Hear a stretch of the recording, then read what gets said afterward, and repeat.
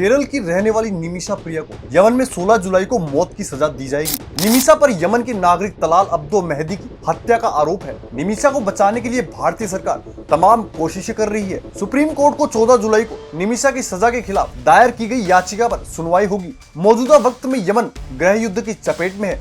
वहाँ ह्यूती विद्रोहियों और यमन की सरकार के बीच संघर्ष जारी है। हालांकि ह्यूती विद्रोह गुट देश की बागडोर संभालते हैं। ह्यूती विद्रोहियों के शीर्ष राजनीतिक परिषद में निमिषा को 16 जून को फांसी देनी है। केरल का एक परिवार अभी गहरी निराशा में डूबा हुआ है। एक ऑटो रिक्शा चालक अपनी पत्नी की जान की भीख मांग रहा है और एक 12 साल की बेटी अपनी मां को लौटा देने की फरियाद कर रही है। दरअसल यमन में हत्या के मामले में दोषी ठहराई गई भारतीय नर्स निमिषा प्रिया को 16 जुलाई को फांसी दी जानी है। इसे रोकने के लिए भारत पुरजोर प्रयास कर रहा है। मार्क्सवादी कम्युनिस्ट पार्टी के सांसद जॉन ब्रिटेस ने भी विदेश मंत्री जयशंकर को पत्र लिखकर उनसे यमन में शीर्ष स्तर के अधिकारियों के साथ संपर्क कर निमिषा प्रिया की फांसी को तुरंत रोकने का आग्रह किया है। आखिर कहां से शुरू होता है ये जाल, चलिए हम आपको इस वीडियो में बताते हैं। कैसे एक क्लिनिक खोलने के सपने ने खोला फांसी का रास्ता। मूल रूप से केरल के पलक्कड़ जिले की रहने वाली निमिषा प्रिया अपने दिहाड़ी कमाने वाले माता पिता को सपोर्ट करने के लिए अपने पति और बेटी के साथ 2008 में यमन चली जाती है। लेकिन पति और बेटी वित्तीय कारणों से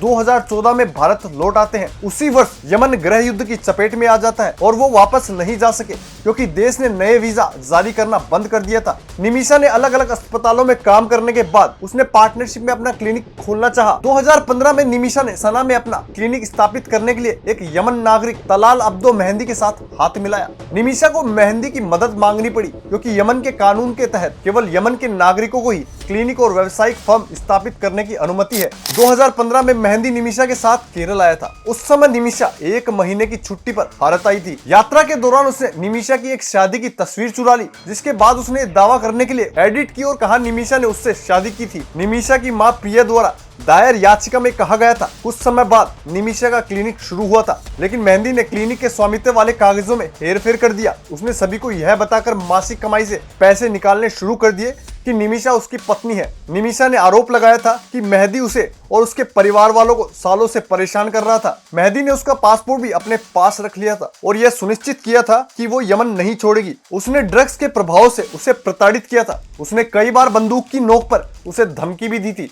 उसने क्लिनिक के सारे पैसे और उसके गहनों को ले लिया था। मां की याचिका में आगे आरोप लगाया गया था कि यातना से निपटने में असमर्थ निमिषा ने पुलिस में शिकायत की, लेकिन पुलिस ने मेहदी के खिलाफ कार्रवाई करने की बजाय उसे ही गिरफ्तार कर लिया, 6 दिनों के लिए जेल में डाल दिया। आगे आरोप लगाया गया कि उसे जेल से लौटने पर यातनाएं कई गुना बढ़ा दी गई। जुलाई 2017 में निमिषा ने अपने क्लिनिक के पास स्थित एक जेल के वार्डन की मदद ली। वार्डन ने सुझाव दिया कि मेहदी को बेहोश की दवा दे दो, फिर उसे अपना पासपोर्ट देने के लिए मनाना चाहिए। हालांकि ड्रग्स लेने के बाद मेहदी पर बेहोश करने की दवा का कोई असर नहीं हुआ। उसने अपना पासपोर्ट वापस पाने के लिए हाई डोज देकर उसे फिर से बेहोश करने की कोशिश की, लेकिन दवा की अत्यधिक मात्रा के कारण कुछ ही मिनटों में उसकी मृत्यु हो गई। निमिषा प्रिया को यमन छोड़ने की कोशिश करते समय गिरफ्तार किया गया था और 2018 में हत्या का दोषी ठहराया गया था। 2020 में सना की एक ट्रायल कोर्ट ने उसे मौत की सजा सुनाई थी। इसके बाद नवंबर 2023 में यमन के सुप्रीम कोर्ट ने इस फैसले को बरकरार रखा। हालांकि साथ ही सुप्रीम कोर्ट ने ब्लड मनी का विकल्प भी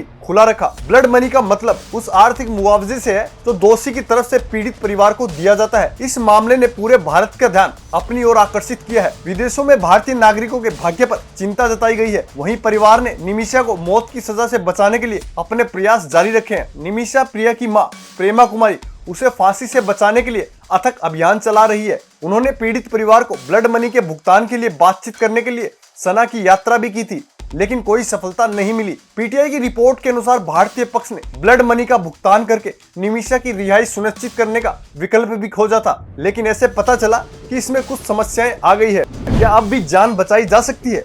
वहीं सुप्रीम कोर्ट ने भी निमिषा को बचाने के लिए केंद्र के राजनयिक माध्यमों को इस्तेमाल करने का निर्देश देने का अनुरोध करने वाली याचिका पर सुनवाई होने के लिए सहमति जता दी है। अधिवक्ता सुभाष चंद्र केआर ने सुप्रीम कोर्ट से कहा कि मामले में जल्द से जल्द राजनयिक माध्यमों की संभावनाएं तलाश की जानी चाहिए। इस पर जस्टिस सुधांशु धूलिया और जस्टिस जे बागची ने मामला 14 जुलाई को सुनवाई के लिए सूचीबद्ध कर दिया है।